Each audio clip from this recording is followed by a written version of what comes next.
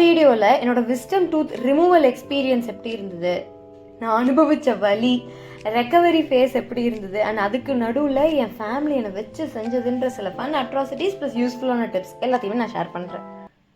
Okay, first of all உனக்கு பல்லு பிடுங்கின போனதை எக்ஸ்பீரியன்ஸை நாங்கள் ஏமா தெரிஞ்சுக்கணும் அப்படின்னு நீங்கள் நினச்சிங்க அப்படின்னா, ஆல்ரெடி நீங்கள் இதை கோ த்ரூ பண்ணியிருந்தீங்கன்னா என்னோட ரிலேட் பண்ணிக்கிறதுக்காக என்ஜாய் பண்ணி பார்க்கலாம். அனுபவிங்க அப்படி இல்லை, இனிமேல் தான் அந்த மாதிரி நீங்கள் பல்லு பிடுங்கிறதுக்கு பிளான் பண்ணியிருக்கீங்க, இல்லை இனிமேல் தான் அது நடக்க போகுது அப்படின்னா எப்படி இருக்குன்ற ஒரு ஐடியாக்காக. ஏன்னா எனக்கு தெரியாது பல்லு பிடுங்கிறதுனா எப்படி இருக்கும்னு. ஸோ ஒரு ஐடியா, ஒரு கிளிம்ஸ் கொடுக்கலான்னு. ஸோ ரெடி ஆகி நாங்கள் டென்டல் கிளினிக் வந்துட்டோம். இன்றைக்கி தான் பல்லு பிடுங்க போகிறாங்க. எங்கன்னா எனக்கு கடவா பல்லு வந்து படுத்த மாதிரி முளைச்சிருச்சு, விஸ்டம் டீத்து. அதனால் அந்த படுத்த மாதிரி முளைச்சது நல்லா இருக்கிற பல்ல போய் முட்டி எங்கேயாவது சொத்தையாக்கிடுமோ அப்படின்னு சொல்லி ரிமூவ் பண்ண சொல்லி சொன்னாங்க. வந்திருக்கோம், கொஞ்சம் பயமாக தான் இருக்குது. ஸோ ஷெட்யூல் பண்ண டைம்லேருந்து ஒரு 15 மினிட்ஸ் முன்னாடி அனஸ்தீஷியா கொடுத்தாங்க. கொடுத்த உடனே அந்த இடம் என்ன ஆகும்னா, ஒரு இன்ஜெக்ஷன் தான் போடுவாங்க. அது வந்து பெருசாக பெயின் இருக்காது. அப்படியே லிப்ஸ்லேருந்து அப்படியே சுறுசுறுன்னு ஒரு ஃபீல் இருக்கும்.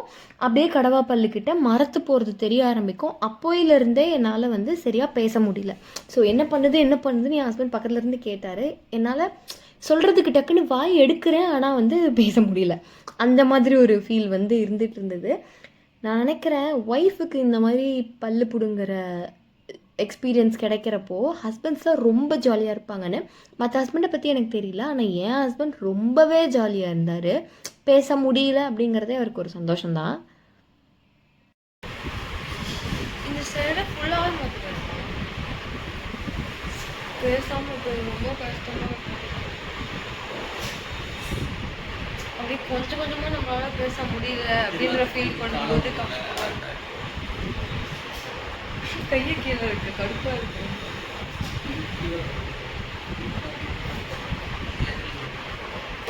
ஒரு மாதிரி மரம் ஆயிடுச்சு. ஜாலியாக இருக்கேன். 4 நாள் நான் பேச முடியல, 4 நாள் நீ ஜாலியாக இருக்க. பொறுமையாக பார்த்து பாதி நேரம் நீங்கள் வேலையை பார்க்குறேன், என் வேலையை பார்க்குறேன். நல்லாவே இருக்கு. நீங்களே ஃபீல் பண்ணுவீங்க பாரு, நீ பேசாமல் இருந்தால் நல்லாவே தான் நடக்கல. கொஞ்சம் நெஞ்ச பேச்சாடா பேசுகிற, அதுதான் என் மைண்டில் ஓடிட்டு இருந்தது. அதாவது என்ன மற்றவங்க அப்படி நினைப்பாங்கன்னு. பல்லு பிடுங்குறப்போ எந்த ஃபீலுமே தெரில, ஏன்னா அனஸ்தீஷியா கொடுத்துட்றாங்க. ஸோ ஜஸ்ட்டு ஒரு ப்ரெஷர் இழுக்கிற மாதிரி பிடிக்கிற மாதிரி அது மட்டும்தான் இருக்கும், மற்றபடி ஒன்றும் தெரியாது. இப்போ பல்லு பிடுங்கிட்டு வந்தாச்சு. வெளியில் வந்ததுக்கப்புறம் அங்கே இருக்கிற நர்ஸ் வந்து அந்த சிஸ்டர் வந்து சொன்னாங்க என்னெல்லாம் பண்ணணும், எப்படி வந்து நெக்ஸ்ட்டு ஒரு 1 வீக்குக்கு வந்து எப்படிலாம் கேர் பண்ணிக்கணும், ஃபஸ்ட்டு 3 டேஸ் என்ன பண்ணணும், அப்புறம் என்ன பண்ணணும், எல்லாமே டீட்டெயிலாக சொல்லி தான் வந்து வீட்டுக்கு அனுப்பிச்சாங்க. இனிஷியலாக வலி இருக்கும். இப்போ வீட்டுக்கு போய் ஒரு 1.5-2 மணி நேரத்தில் வலி ஸ்டார்ட் ஆகும். அதுதான் ரியல் பெயின். அப்போ வந்து நீங்கள் ஐஸ்கிரீம் வந்து கொஞ்சம் கொஞ்சமாக அந்த பல்லு பிடுங்கின இடத்துல படுற மாதிரி வச்சு சாப்பிட சொன்னாங்க. அதனால் வீட்டுக்கு போகும்போது ஐஸ்கிரீம் வாங்கிட்டு வந்துட்டோம். வீட்டுக்கு வந்து கொஞ்ச நேரத்துலேயே ஒரு 1/2 hour 45 மினிட்ஸ் இருக்கும்னு நினைக்கிறேன். அப்போவே எனக்கு லைட்டாக வந்து வீங்க ஆரம்பிச்சது, வாயை திறக்கவே முடியல. அது வேறு விஷயம். ஸோ ஆக்ஷனில் தான் எல்லாமே செஞ்சு காமிச்சிட்டு இருந்தேன். அது பெட்டரும் கூட. ஏன்னா நம்ம வந்து அந்த இடத்துல ஸ்ட்ரெயின் பண்ணக்கூடாதுன்னு சொன்னாங்க. பேசுகிறதுக்கோ இல்லை வாயை திறக்கவோ ரொம்ப ஸ்ட்ரெயின் பண்ணாதீங்கன்னு சொன்னாங்க. எனக்கு அப்போ அந்த ஃபஸ்ட்டு டே வந்து எனக்கு ஒரு பெரிய சேவியராக இருந்தது வந்து ஐஸ்கிரீம் தான். அப்புறம் சில்லுன்னு இருக்கிறது, அப்புறம் தென் ஐஸ் பேக், அதுவுமே நான் சொல்லியிருப்பேன் எப்படி வைக்கணும்னு, அதுவுமே சொல்லி அனுப்பிச்சாங்க. ஃபஸ்ட்டு 2 days வந்து ஐஸ் பேக் வைக்கணும். 3rd டேலேருந்து வார்ம் கம்ப்ரெஸ் வைக்கணும், அதாவது சுடுதண்ணி கம்ப்ரெஸ். அதை நான் காட்டுறேன் உங்களுக்கு. ஐஸ்கிரீம் ஸ்பூனில் தான் எடுத்து சாப்பிட ஆரம்பித்தேன். அதுக்கே என்னால் அதுக்கு மேலே வந்து வாய் திறக்க முடியல. என் ஹஸ்பண்ட் வேணும்னே நான் என்ன செய்கை காமிச்சாலும் அதை வந்து மாற்றி புரிஞ்சுக்கிட்டு என்னை பேச வைக்க ட்ரை பண்ணார். அதனால நான் ஹேட் யூன்னு எழுதி இப்படி அனுப்பிச்சேன். பக்கத்தில் ஹார்ட்டு தானே பிரேக் ஆன மாதிரி போட்டிருக்கேன். அது என்ன பல்லு 2 துண்டாக உடஞ்சதுனால நீ ஹேட் பண்ணுறியா அப்படின்னு பேசி வேற என்னை புண்படுத்திட்டாரு. நான் சொல்கிறதே அவருக்கு புரியலை அப்படிங்கிறதே வந்து எனக்கு இன்னும் ரொம்ப அப்படியே மண்டலாக சூடாச்சு. என்ன பண்ணுறது, வேறு வழி இல்லை. அது என்ன பல்ல பிடுங்கின பாம்பை வந்து சீண்டி பார்ப்பாங்கன்னு சொல்லுவாங்கல்ல, அது மாதிரி தான் பண்ணாங்க அன்னைக்கு.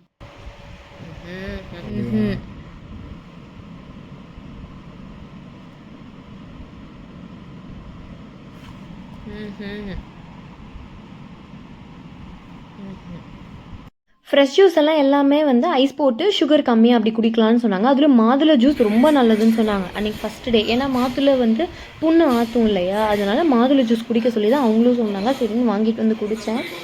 நமக்கு அந்த சில்லுன்னு படும்போது அந்த ஃபீல் நல்லாயிருக்கும். பட் என்னால் வந்து இப்படி வாயை திறந்து குடிக்க தான் முடியல. ஒரு 1 hour கழிச்சு மறுபடியும், ஏன்னா சாப்பாடே இல்லை, நான் காலைல போகிறதுக்கு முன்னாடியுமே வந்து பனானா தான் சாப்பிட்டு போனேன். அதனால எனக்கு பசிக்கக்கூடாது, எனர்ஜி கொஞ்சம் இருந்துகிட்டே இருக்கணுங்கிறதுக்காக யோகர்ட் வாங்கி சாப்பிட்டேன். நான் தயிர் சாப்பிட மாட்டேன், அதனால நான் யோகர்ட் சாப்பிட்டேன். உண்மையான வலியே அன்றைக்கி ஈவினிங்க்கு மேலே தான் எனக்கு ஸ்டார்ட் ஆச்சு. ரொம்ப கொடூரமாக இருந்தது. ஆக்சுவலி சொல்லணுன்னா நான் வந்து ஒரு C-section மதர், சரிங்களா. எனக்கு அந்த C-section முடிஞ்சதுக்கப்புறம் ரெக்கவரி பெயின் இருக்கும்ல, அது கூட ரொம்ப பரவாயில்லன்னு நான் ஃபீல் பண்ணுற அளவுக்கு எனக்கு எக்ஸ்ட்ரீம் பெயினாக இருந்தது. அதாவது ஒரு இடத்துல என்னால் உட்கார முடியல, வலி தாங்க முடியலங்கிறதுக்கு நான் எந்திரிச்சு போய் கதவு திறந்து வெளியில் போய் நடக்க ஆரம்பிச்சிட்டேன். ரொம்ப தாங்கிக்க முடியாத அளவுக்கு வலி இருந்தால் மட்டும் இந்த டேப்லெட்டை போடுங்கன்னு சொல்லி ஒரு டேப்லெட்டை பாதியாக பிரேக் பண்ணி போட சொன்னாங்க. அது அப்புறம் அன்றைக்கி நைட்டு தான் வந்து போட்டுட்டு எப்படியோ தூங்கிட்டேன் மேனேஜ் பண்ணி. நான் வந்து பார்த்திங்கன்னா கொஞ்சம் நீட்டாக தான் ட்ரெஸ் பண்ணியிருப்பேன் இந்த வீடியோ ஃபுல்லாகவே. ஏன்னா எனக்கு ஒரு பழக்கம் இருக்குது, எனக்கு எதாவது உடம்பு முடியல, நான் ரொம்ப சிக்காக இருக்கேன் அப்படின்னா எனக்கு வந்து அந்த பேஷண்ட் ஃபீல் வரக்கூடாதுங்கிறதுக்காக நான் ஹேர் வாஷ்லாம் பண்ணி நல்லா ரெடி ஆகி நல்ல ட்ரெஸ்லாம் போட்டுட்டு இருப்பேன். ஏன்னா ஃப்ரம் ஒரு மாதிரி என்ன சொல்கிறது, உள்ளேருந்து நமக்கு ஓகே நம்ம நல்லா தான் இருக்கோம்னு ஒரு ஃபீல் கொடுக்கறதுக்காக நான் அப்படி பண்ணுவேன். ட்ரை பண்ணி பாருங்கள், அது ஒரு எக்ஸ்டென்ட்டுக்கு வந்து ஹெல்ப் பண்ணும். அண்ட் இன்னொன்று, ஃபஸ்ட்டு டே செம்ம வலி இருக்கும். 3 நாளைக்கு நம்ம ப்ரஷ் பண்ண முடியாது. ஒன்லி லிக்விட் ஃபஸ்ட்டு, அப்புறம் செமி சாலிட் சாஃப்டான ஃபுட் இதுதான் சாப்பிடணும். ஸ்பைஸ், ஜங்க், என்வி இது எதுவுமே இருக்கக்கூடாதுன்னு சொல்லி தான் அனுப்பிச்சாங்க. ஆனால் இந்த சமயத்தில் என் ஃபேமிலி எப்படி தெரியுமா இருந்தாங்க, கடையிலேருந்து சிக்கன் பிரியாணி வாங்கி சால்னா ஊற்றி லாலிபாப் வச்சு ஜாலியாக சாப்பிட்டு என்ஜாய் பண்ணாங்க என் கண்ணு முன்னாடியே. நான் வந்து இதுக்கு முன்னாடி வீடியோவில் காமிச்சேன் பார்த்தீங்களா, பன்னீரில் தயிர், உப்பு, பெப்பர் போட்டு தவாவில் போட்டு எடுத்து சாப்பிட்டேன்.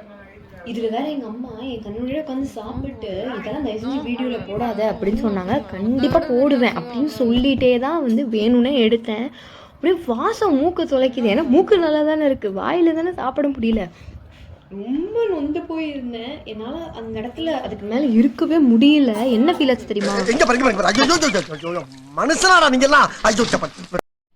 எனக்கும் ஒரு காலம் வரும், ஒரே வாரத்தில் ரெடி ஆகிட்டு எப்படி சாப்பிட்றேன்னு மட்டும் பாருங்கள் அப்படின்னு நான் வந்து நினச்சிக்கிட்டேன்.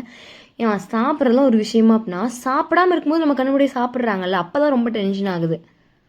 அதை விட இன்னொன்று நான் புரிஞ்சுக்கிட்டேன், ஆல் ஓவர் த வேர்ல்ட் ஜென்ரலாகவே ஹஸ்பண்ட்ஸ் எப்படி இருப்பாங்க தெரியுமா, நம்ம நார்மலாக பேசினாலே அவங்களுக்கு முதல்ல கேட்காது, அப்படியே அது கேட்டுட்டாலும் அது அவங்களுக்கு புரியாது.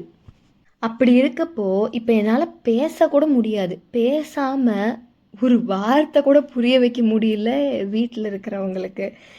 என்ன பண்ணுறது, இதெல்லாம் வந்து நேரம் அப்படின்னு நினச்சிக்கிட்டேன்.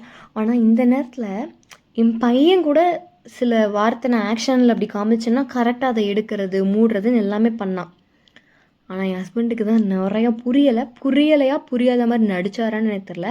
அண்ட் இன்னொன்று, நான் ஓரளவு வலி தாங்கிப்பேன் ஜென்ரலாகவே, சும்மா பெருமைக்கெலாம் சொல்லலை, ஓரளவு எனக்கு வந்து பெயின் பேர் பண்ணிக்க முடியும். ஆனால் என்னாலேயே வலி சுத்தமாக தாங்க முடியாத அளவுக்கு இருந்துச்சு நேற்று ஈவினிங்.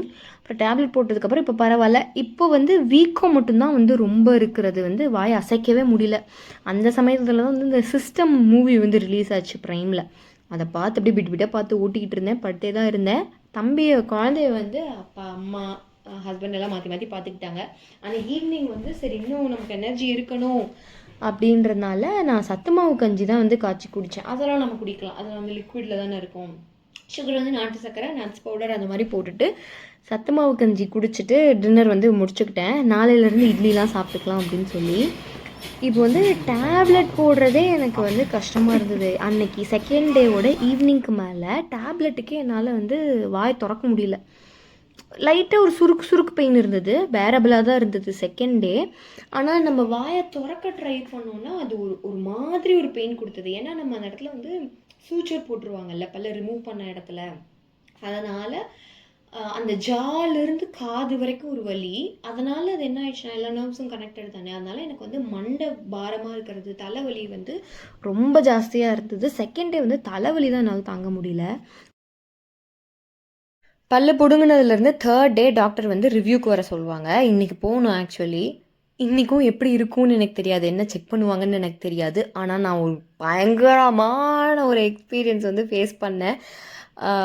அதை நான் வந்து அப்புறமா சொல்கிறேன், அடுத்த நெக்ஸ்ட் கிளிப்பிங்கில் சொல்கிறேன் என்னாச்சு. என் பல்லோட அப்டேட் கொடுக்குறேன் நான். 3rd டே, அதாவது நான் ஃப்ரைடே வந்து பல் பிடுங்கினேன்.